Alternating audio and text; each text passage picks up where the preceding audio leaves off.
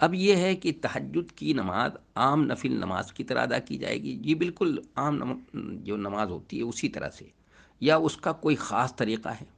کوئی خاص طریقہ نہیں ہے، اس کے لیے کوئی خاص طریقہ نہیں ہے۔ جو یہ ہے تہجد کی نماز نبی علیہ الصلاۃ والسلام عشاء کے بعد، بس یہ ہے کہ عشاء کی نماز کے بعد پڑھی جائے گی، اور اس کے بعد نبی علیہ الصلاۃ والسلام کا معاملہ حضرت انس بھی روایت کرتے ہیں اور بھی دوسرے صحابہ بھی نقل کرتے ہیں کہ نبی صلی اللہ علیہ وسلم جو ہے وہ کسی وقت بھی گھر پہ گئے تو آپ صلی اللہ علیہ وسلم اس کو پڑھتے تھے، اور پھر تھوڑا آرام کرتے تھے، پھر 2 رکعت پڑھتے تھے، اس طرح سے آپ صلی اللہ علیہ وسلم پڑھتے تھے۔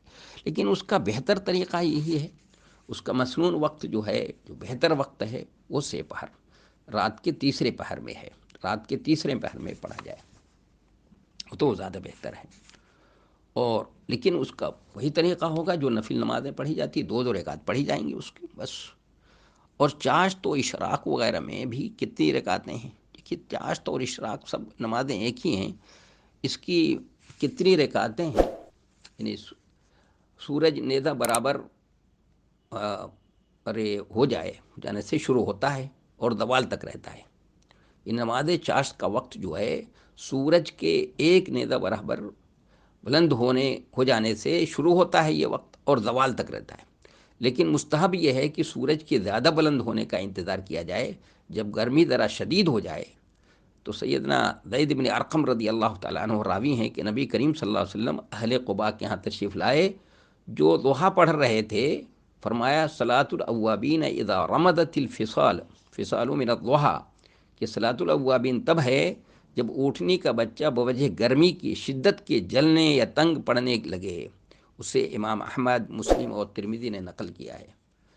اب یہ کہ نماز چاشت جو ہے اس کی رکعتیں کتنی ہوں گی، تو یہ کم از کم 2 رکعتیں ہیں، کم از کم 2 رکعت، جیسا کہ حضرت سیدنا ابو ذر غفاری رضی اللہ عنہ کی حدیث میں ہے، اور نبی صلی اللہ علیہ وسلم کے فعل سے بھی اس سے زیادہ تعداد 8 ثابت ہے، جبکہ آپ کے قول سے زیادہ 12 رکعت ثابت ہیں۔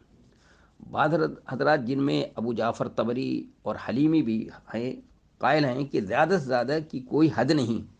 شافعیہ کا بھی اسی پر جزم ہے۔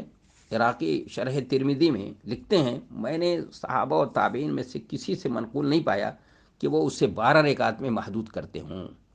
امام سیوطی رحمۃ اللہ علیہ نے بھی یہی لکھا۔ سعید ابن منصور نے نقل کیا کہ حسن بصری رحمۃ اللہ علیہ سے سوال ہوا، کیا صحابہ کرام اس سے پڑھتے تھے؟ کہا ہاں، بعض 2 اور بعض 4 پڑھتے تھے، اور بعض تو اسے نصف نہار کے وقت زوال سے ذرا پہلے ادا کرتے تھے۔ امام ابراہیم نخعی رحمۃ اللہ علیہ سے منقول ہے کہ ایک شخص نے اسود ابن یزید سے پوچھا، میں چاشت میں کتنی رکعتیں پڑھوں؟ کہا جتنی چاہو۔